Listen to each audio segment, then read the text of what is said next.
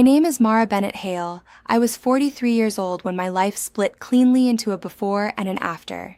Before, I was the woman who packed school lunches, remembered dentist appointments, folded everyone else's laundry, and apologized for taking up space in rooms I paid for. After, I was the woman sitting on the floor of a dying roadside motel at 2 a.m, staring at a freshly oiled cabinet my dead father had clearly opened long after he was supposed to be gone. And what was inside that cabinet was enough to destroy one marriage, humble one sister, wake up an entire town, and prove that the people who call you worthless are usually terrified you might one day discover exactly what you're worth. But I'm getting ahead of myself. The story really began on a cold November morning when the phone rang at 6:47 a.m., the kind of ring that doesn't just interrupt your day, it enters your house like bad weather and refuses to leave. I was in my son Ben's room folding his soccer jersey. The iron was warming on the dresser. My daughter Emma was still asleep. I remember thinking my mother was probably calling to ask whether I was bringing rolls or pie for Thanksgiving. Instead, a man from the county sheriff's office told me my parents were dead. Black ice. County Route 9. Just past the river bridge. Quick, he said. They didn't suffer. There are sentences that change your life, and then there are sentences so final your body refuses to understand them. I sat down on the edge of Ben's bed with his grass-stained jersey in my hands and stared at the wall while a deputy I had never met explained the end of the two people who had always seemed permanent to me. When I hung up, my mother's grocery list was still on my refrigerator. Eggs, cream, fresh coffee, pecans. There was a voicemail from my father I still hadn't returned. Tuesday, 4:12 p.m. Call me when you get a chance, sweetheart. No hurry. No hurry. My husband Russell came out of the bathroom with shaving cream still on one side of his jaw. He looked at my face and stopped. What happened? My parents are dead, I said. He stood still for one full second. Then he said, Did your father ever update the will? That was the first thing he asked me. Not whether I was okay, not whether the kids had heard, not what he could do, the will. I should tell you now that when a person shows you the order of their heart, believe it. Russell's order was money, optics, advantage, then maybe family, if family happened to be useful. For 36 hours after that phone call, I moved like a woman inside a dream. I called my sister. I arranged with the church. I made sure Ben and Emma didn't hear the news from someone else. I found my black coat. I answered casseroles at the door. And while I was trying to remember how to breathe, Russell was already making columns on a yellow legal pad at our kitchen table. My older sister, Vanessa Bennett Cross, inherited elegance the way some women inherit bone structure. She wore grief beautifully. She also wore control beautifully. At the funeral, she arranged the flowers, the printed programs, the soloist, the casseroles in the basement hall, and the exact angle of her own sadness. She hugged me in front of the receiving line and whispered, "Oh, Mara, that coat is so practical." That was Vanessa. If she could wound you and still sound tasteful doing it, she considered it a talent. Russell spent the service shaking hands like he was working a room. Near the end of the reception, one of my father's oldest friends came through the line. His name was Amos Reed, 71. Tall, spare, weathered. He'd hunted birds with my father for 30 years and spoken in the kind of measured silences that made you feel foolish for filling them too quickly. He took my hand and held it a second longer than usual. "Your daddy left some things with me," he said quietly. "Come by when the noise settles." I nodded, barely hearing him. He slipped a phone number into my palm, written on the back of an old deer tag in my father's handwriting. I put it in my coat pocket and forgot about it for 3 weeks. That, as it turned out, was the first warning I missed. The will reading happened in a law office above the pharmacy on Main Street. 3 pages. Fair on paper. Fatal in effect. My parents left Vanessa 3 luxury rental apartments in Brookmere, fully furnished, under active lease, producing income from the minute she signed. To me, they left the Pinecrest Motor Inn on Old Route 9. 12 rooms, 1 failing office, a sagging sign, a gravel lot, a business that had been dying since the 90s and looked as if it had given up years before the paperwork caught up. Russell's jaw tightened so slightly no one else would have noticed. I noticed. I had been married to him 19 years. I had learned to read small weather. "A motel," Vanessa said softly, with that polished sympathy that always somehow carried a shine of victory. "Well, that feels very dad, doesn't it?" Then the attorney, Mr. Larkin, cleared his throat and said there was one additional matter. My father had left a sealed personal letter for me, to be released when I was ready. Only me. I still remember the way Vanessa stopped blotting her eyes. The tissue froze in midair. Her face changed almost imperceptibly, but if you've spent your life as the younger sister, you learn how to detect the exact second envy enters a room. Russell drove home in silence. At a stoplight on Laurel Avenue, he finally spoke. "You need to talk to Vanessa." "About what?" "About trading. The apartments are actual assets, Mara. The motel is a teardown. She got the income. You got a liability." "My father wrote the will." He gave a short laugh. "Your father wrote what your sister convinced him to write." I looked out the window at a woman walking an old dog in a red sweater. I remember stupid details when I'm in pain, maybe because the brain reaches for ordinary things to keep from drowning. Then Russell said, almost casually, "We also need to discuss the line of credit." I turned. "What line of credit?" He kept his eyes on the road. "Something I set up last year against the house. We'll talk when you're thinking clearly." That was the moment something inside me sat up, because people only say you're not thinking clearly when they've already made decisions they don't want examined in daylight. Vanessa came over 2 days later with a casserole and an offer. The casserole was in my mother's old blue glass dish. My favorite, she claimed. It wasn't my favorite. It was hers. But Vanessa had always confused what comforted her with what should comfort everyone else. We sat on my porch swing, and she spoke in that soft, careful voice women use when they're trying to sound generous while taking inventory of your weakness. "I've been thinking," she said, "the motel may be too much for you, especially with Russell and the kids and everything. If you want, I could take it off your hands. Keep it in the family." Then she named a number so low I actually thought I'd misheard her. It wasn't even an insult. It was a test. I looked at the casserole dish in her lap and thought about all the years I had accepted being underestimated because arguing about it felt exhausting. "I'll think about it," I said. She smiled like she'd already won. That night, Russell stood in our bedroom doorway while I folded laundry and demanded to know why I hadn't called her back. His voice wasn't loud at first. That mattered. Men who know exactly how loud they are not losing control. They're calibrating. "The kids are going to figure it out," he said. "Figure what out?" "That their mother is a pushover." I put Ben's sweater down very carefully. "Lower your voice." He did. Instantly. And in that instant I understood something terrible. He had known exactly what he was doing the whole time.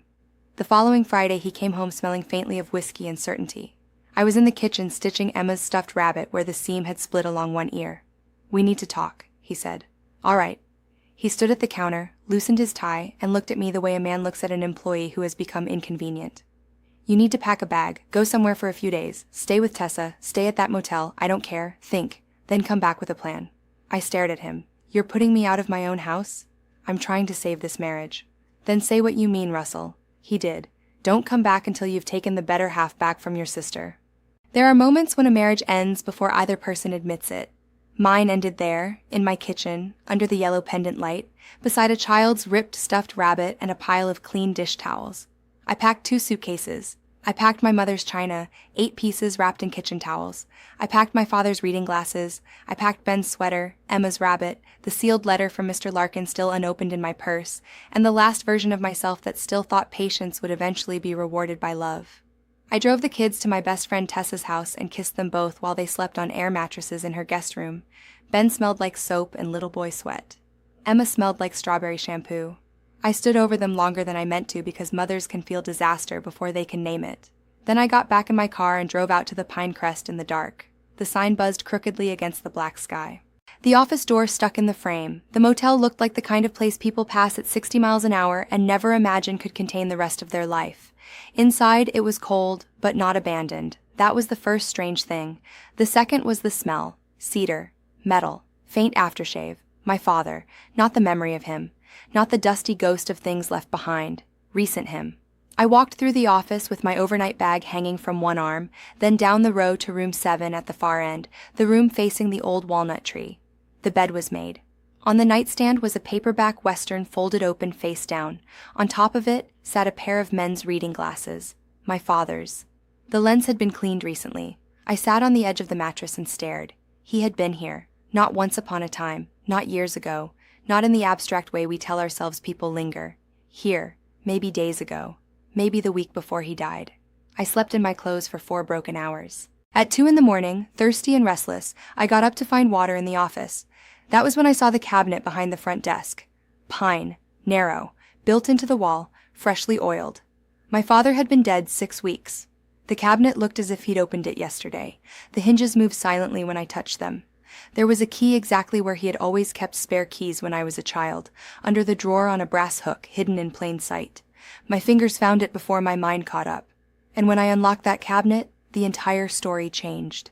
Inside were 18 field journals, leather-bound and dated year by year. Below them were rolled county maps stamped preliminary.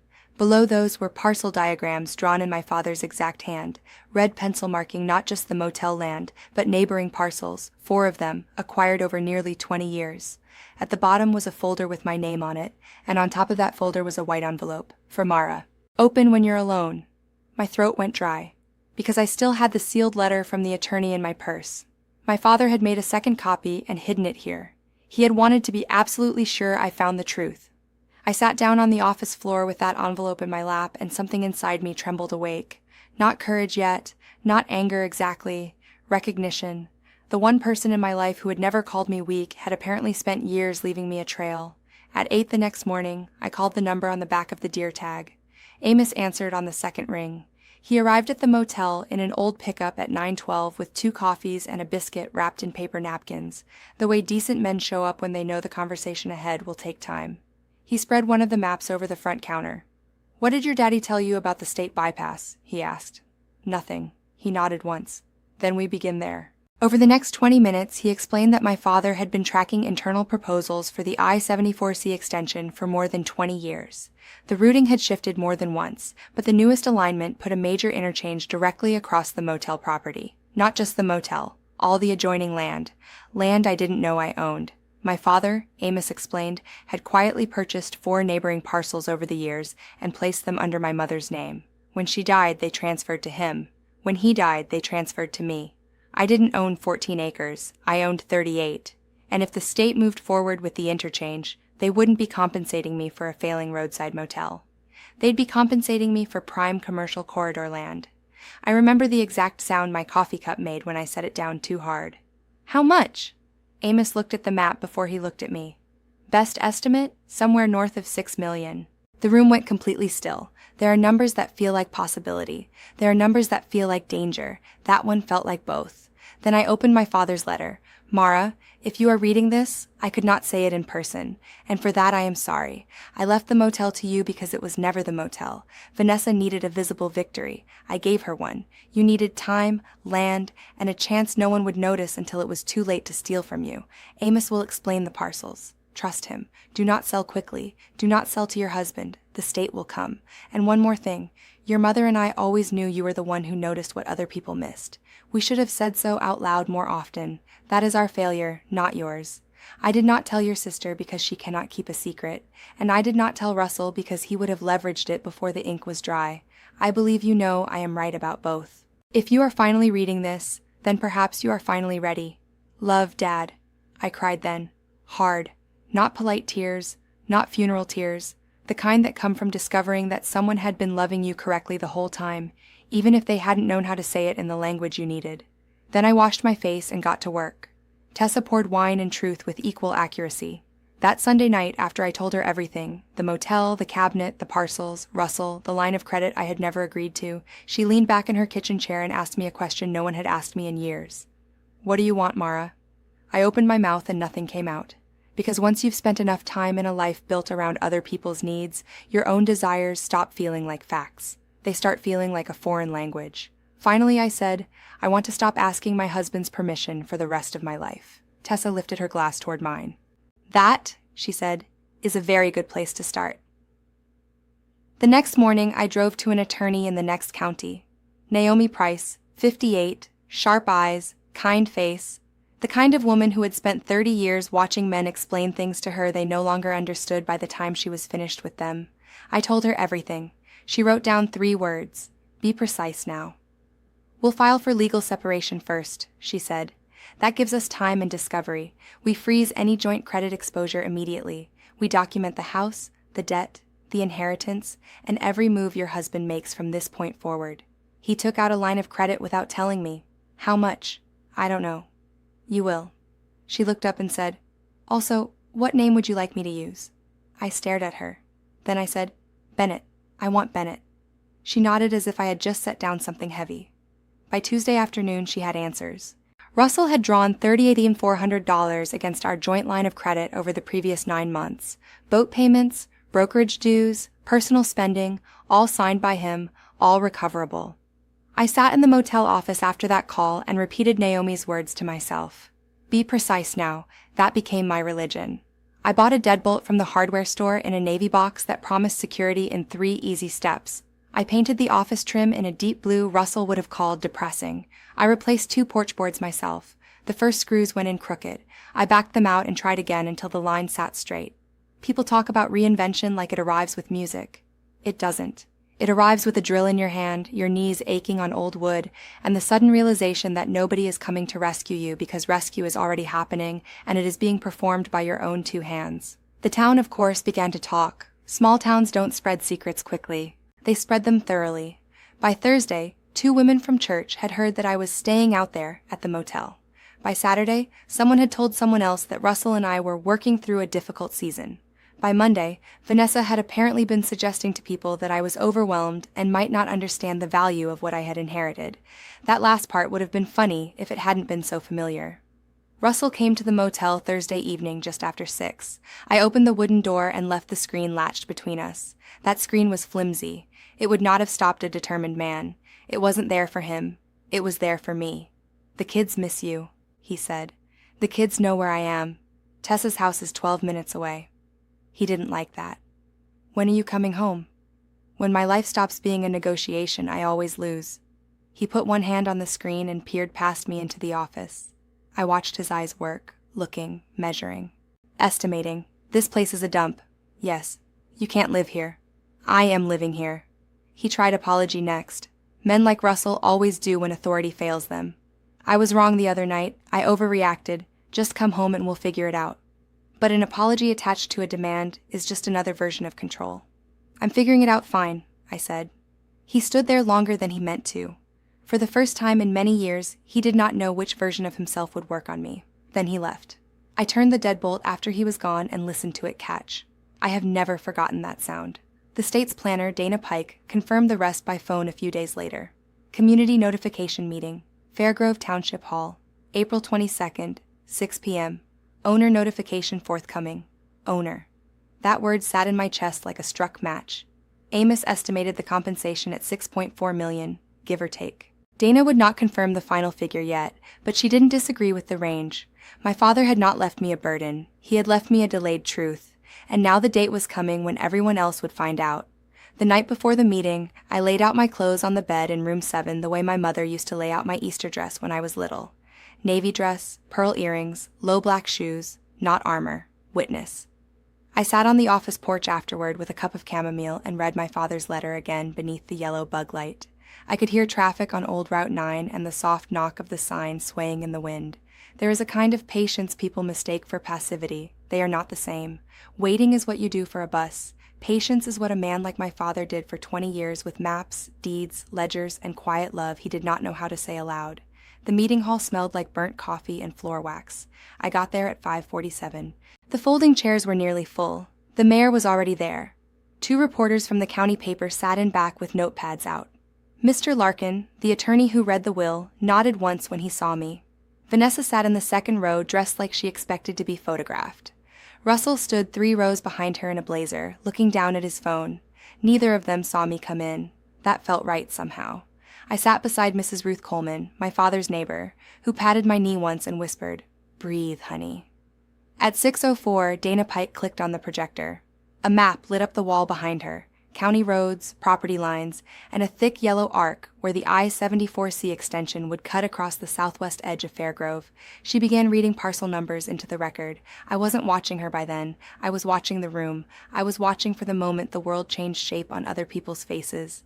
Parcel 47B, she said, commonly known as the Pinecrest Motor Inn, along with 4 adjacent agricultural parcels under single ownership, totaling approximately 38 acres.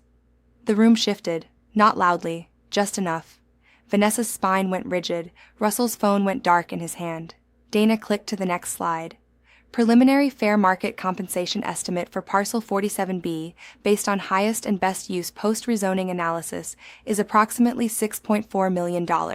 Final appraisal pending. No one moved for one full second. Then the air changed.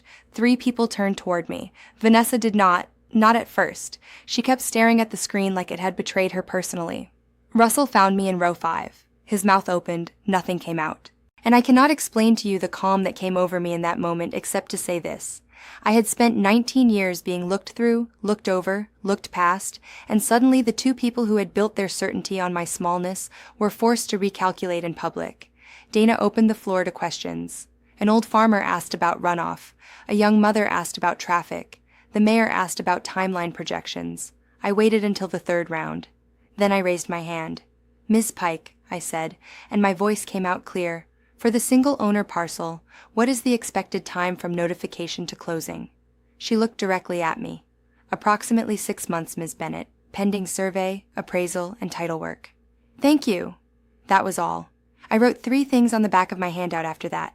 Milk, library books, call propane company, because the people who break you expect your victories to arrive with fireworks. Sometimes the truest victory is being calm enough to remember groceries.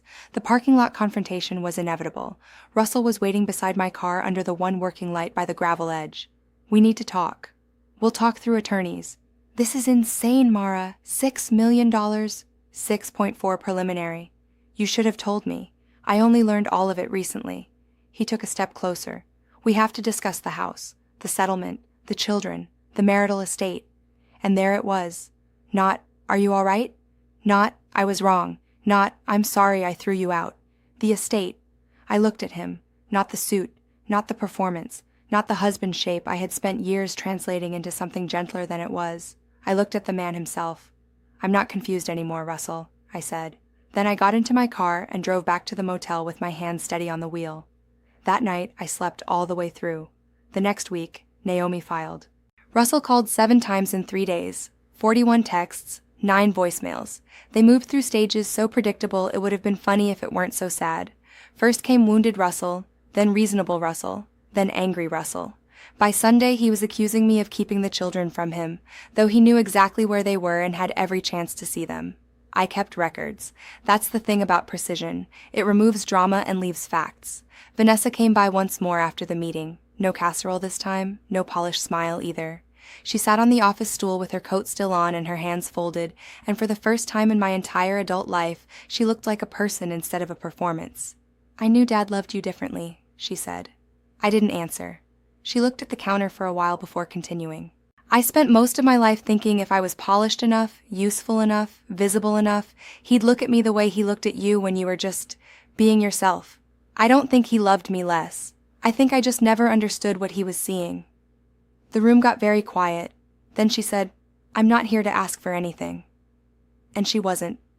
That was the first honest thing she had brought me in years. I felt sorry for her then.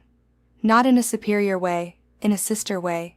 In the sad, late way, women sometimes realize they have spent decades competing for a language neither of them was taught properly. "Thank you for saying it," I told her. She nodded and left. We were never going to become best friends after that.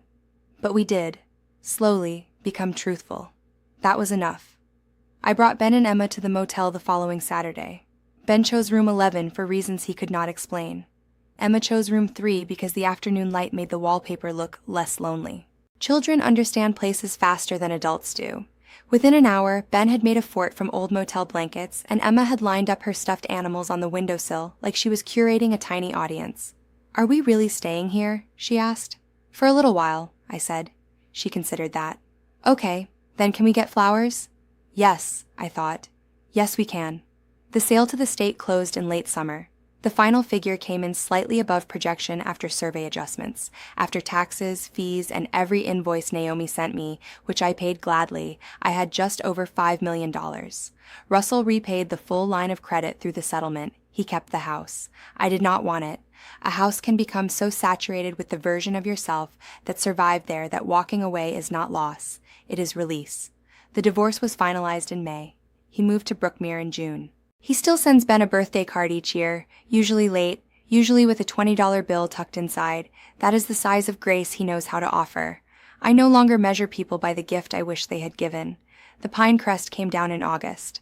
The old walnut tree stayed. The state took most of the land, but left me 5 acres along the creek and the foundation stones of my grandmother's summer kitchen, an old rectangle of rock and memory, half hidden under weeds. That was where I built the new house. Not a mansion, not a revenge house, a real house. 1,800 square feet, wide porch, east-facing kitchen, 2 bedrooms upstairs for the kids, 1 downstairs for me, big windows, deep sink, strong shelves, a table large enough for honesty.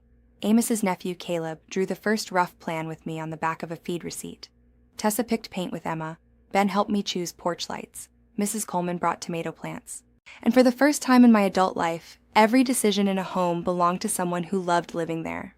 One night that October, before the house was fully finished, but after the kitchen was usable, I stood at the sink slicing apples while the kettle started to hum. Emma was doing math at the table. Ben was on the floor reading a library book about sharks.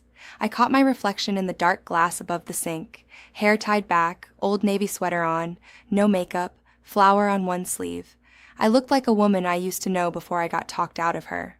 "Mom," Ben said without looking up, "is Aunt Vanessa coming over again next week?" "Probably." "Good," he said. "She brings better muffins now." I laughed. Then I poured chamomile into 3 cups, honey in Emma's, a little milk in Ben's, plain for me. And while they drank, I understood something my father had been trying to tell me all along.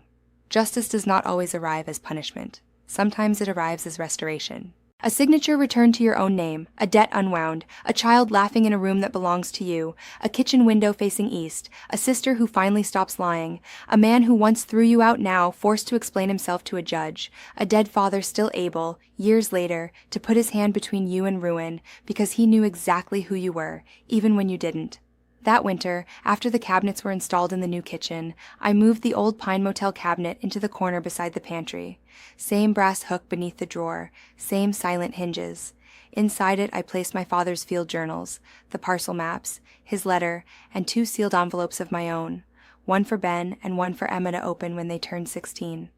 In Ben's, I wrote about his grandfather's hands, how men are measured by what they build and protect, not what they dominate. In Emma's, I wrote that being kind and being weak are not cousins. They are strangers. I wrote that a woman should never confuse endurance with destiny, and I wrote that if anyone ever made her feel small on purpose, she should leave before the room convinced her it was love.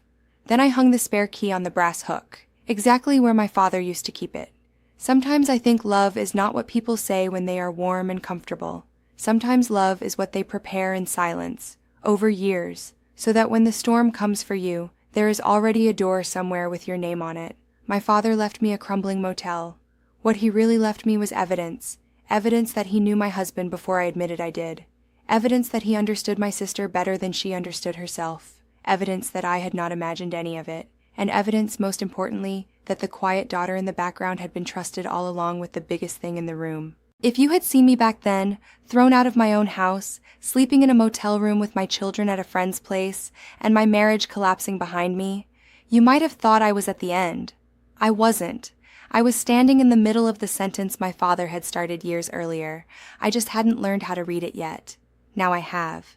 And every morning when the sun comes through my kitchen window and catches that old cabinet in the corner, I pour my tea, hear my children moving through the house, and thank God I never sold the ugly thing everyone wanted me to be ashamed of, because the wreck they handed me turned out to be the proof. And the woman they called useless turned out to be the only one in the family who could carry the truth all the way to justice.